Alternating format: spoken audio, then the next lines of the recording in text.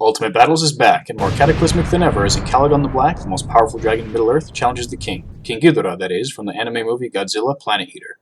This is a fight that's been requested by the fans for a while, and now these two legends are ready to tear each other apart. Let's start with Ghidorah, since he's easier to analyze. In the anime, he's a higher dimensional being who spent the last 100,000 years entering our own universe through portals and doing Galactus roleplay. Essentially, he's a planet-decimating danger noodle with some incredible powers. To start, he's one of the biggest kaiju in Godzilla history. King Ghidorah has been a classic villain in the series for decades, but this incarnation is on a different level entirely. He can stretch his neck out at least 20 kilometers, enough to surround and completely entangle the huge Godzilla Earth.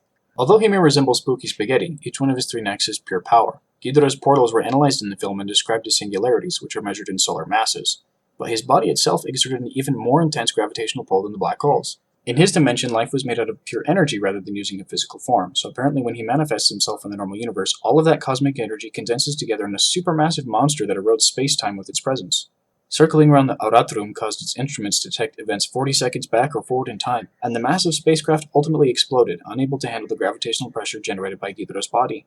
He utilizes that same ability in his fight against Godzilla Earth, albeit not so effectively. He doesn't appear to be able to injure Big G with his mutant gravity fields, but he does lift him off the ground and suspend him in thin air. The real danger of King Ghidorah is something called selective intangibility, and it's the real reason he beats Godzilla so easily for the majority of their duel. You see, as a higher dimensional entity, Ghidorah has some advantages in the normal world. Selective intangibility means, as shown when he traps Godzilla, that he can attack and touch and interact with whatever he wants while ignoring all physical attacks made against him. He clamps on with his three heads to his enemy, but their own blows pass through him as if he were a ghost. While he has Godzilla pinned, he activates another nasty skill, energy absorption. He completely counters the superheated volcano death explosion attack of his opponent by drawing that power into himself. The technique was so effective that he reduced parts of Godzilla's body to below freezing temperatures. And another important point, Ghidorah's control over space allows him to reflect energy attacks as if he were Doctor Strange hitting people in the head with a mirror dimension. Godzilla tried to nail him twice with his atomic breath, but it turned out to be useless both times. Basically, the King of the Void has set up a system where he has free access to all of the cheat codes in the game, and the other players are stuck standing there like noobs. While there's an entire movie indexing King Ghidorah's stats for us, our knowledge about Ancalagon the Black is derived from a single paragraph in the Silmarillion. Fortunately, it holds quite a bit of information that we can pick apart to find out how strong this dragon actually was.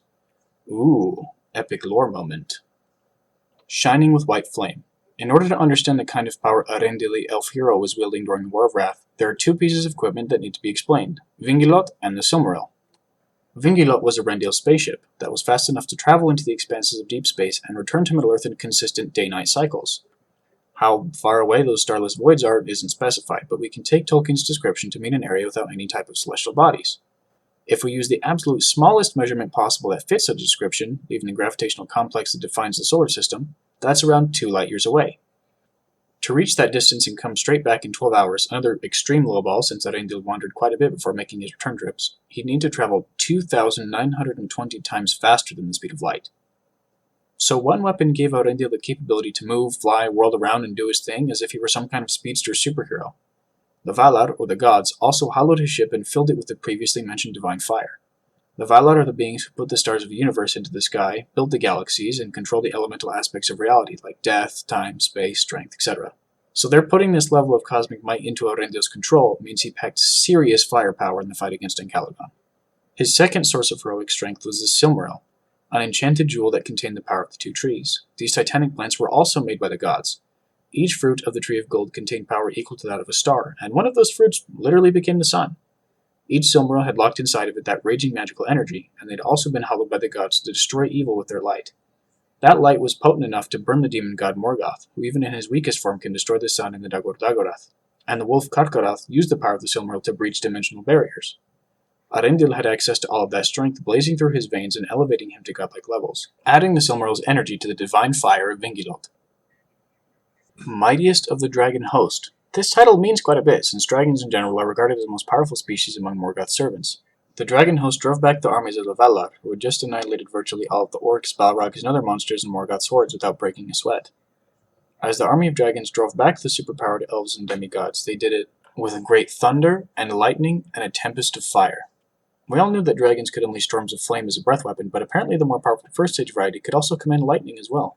Other inherent draconic abilities possessed by Tolkien's beasties include flight, invulnerable scales, high intelligence, and enhanced senses, and mind control. The degree of telepathic influence seems to depend on the dragon. Smaug, for example, could instill compulsions to tell the truth with a passive glance, while Glaurung's abilities are best compared to those of Professor X. Through his mental powers, he paralyzed Turin for hours and completely wiped the line of his sister, leaving her in a death-like coma for days. As the Paragon of Middle-earth Dragonhood, Ancalagon should boast even more highly developed versions of those psychic capabilities. Towers of Thangorodrim, the triple-peaked volcanic range next to Angband. According to a drawing made by Tolkien, it represents Thangorodrim as spanning more than 100 miles across. A lower estimate from the Lord of the Rings wiki offers a height of 35,000 feet and width of 5 miles for each peak. However, those numbers don't match either of the scale maps provided in the Atlas of Middle-earth. This interior underground view of Angband shows an approximate depth of 10 miles just in the tunnel system.